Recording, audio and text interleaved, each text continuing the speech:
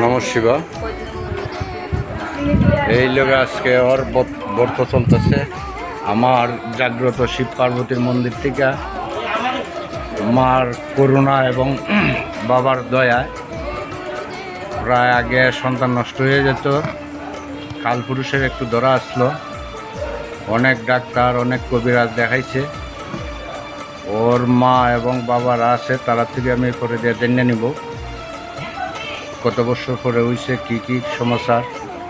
এখানেই রাখছি, আমি একটু আশীর্বাদ দিতেছি।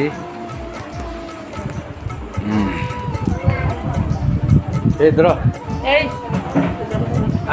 ক্যামেরাটা ধরতা,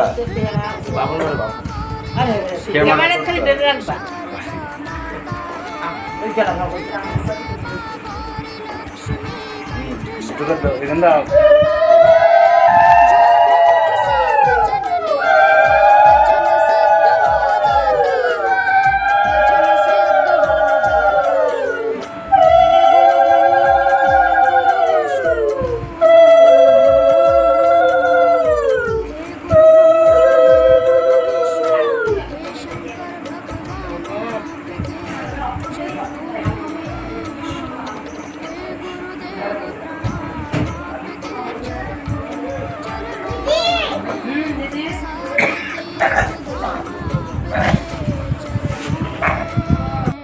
শিবগুরুর জয়ুগ।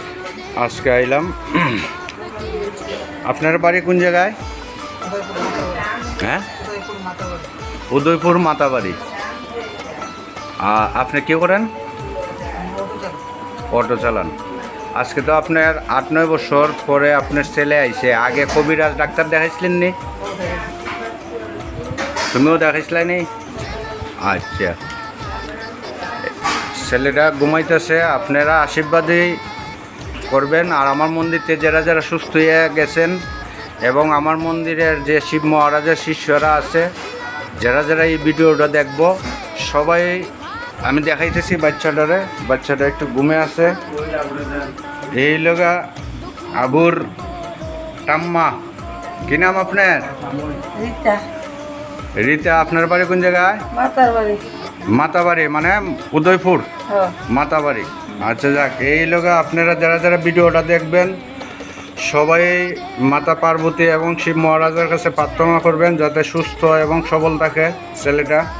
বহুত বছর পরে আইছে, অনেক ডাক্তার অনেক কবিরাজ দেখাইছে। তা আমার ইউটিউবতে নাম্বার ফাইরা গেছিন, জাগ্রত শিব পার্বতীর মন্দির, কুয়াই 12 বিল শাহপাড়া।